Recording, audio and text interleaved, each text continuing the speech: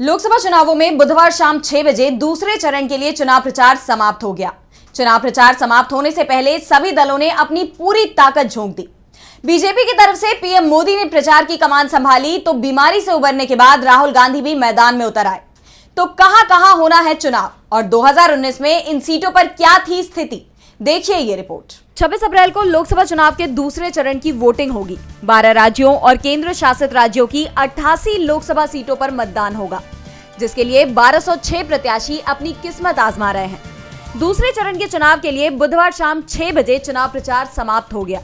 जिन राज्यों में चुनाव होगा उसमें सबसे ज्यादा 20 सीट केरल की है। राज्य की सभी सीटों पर एक ही चरण में वोटिंग कराई जा रही है। केरल में 20 सीटों पर 194 उम्मीदवार मैदान में हैं। इसी तरह से कर्नाटक की 14 और राजस्थान की 13 सीटों पर भी वोटिंग कराई जाएगी। महाराष्ट्र और यूपी की 8-8 सीटों पर वोटिंग होगी, जबकि मध्य प्रदेश की 6, बिहार और असम की 5-5 सीटों पर भी वोटिंग कराई जाएगी।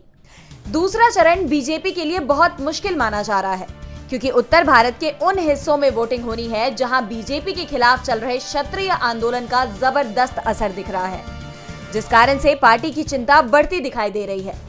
अगर 2019 के लोकसभा चुनावों की बात की जाए तो इन 88 सीटों में एनडीए भारी पड़ा था। एनडीए में बीजेपी को अकेले 50 सीटों पर जीत मिली थी, जबकि 8 सीटें उसकी सहयोगी पार्टी ने जीती थी। सबसे ज्यादा सीटें जीतने के मामले में कांग्रेस 21 सीटों के साथ दूसरे नंबर पर थी। बची हुई 9 सीटें अन्य दलों के हिस्से में गई थी। पिछले लोकसभा चुनाव में कांग्रेस को केरल में जबरदस्त सफलता मिली थी। कांग्रेस की यूडीएफ ने 20 में से 19 सीटों पर कब्जा किया था।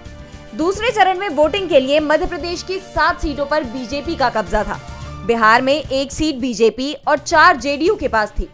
राजस्थान और त्रिपुरा में भी बीजेपी की परीक्षा होगी, क्योंकि सभी सीटें बीजेपी के पास है। असम की 3 सीटों पर बीजेपी और 2 पर कांग्रेस का कब्जा है। डीबी लाइव की रिपोर्ट।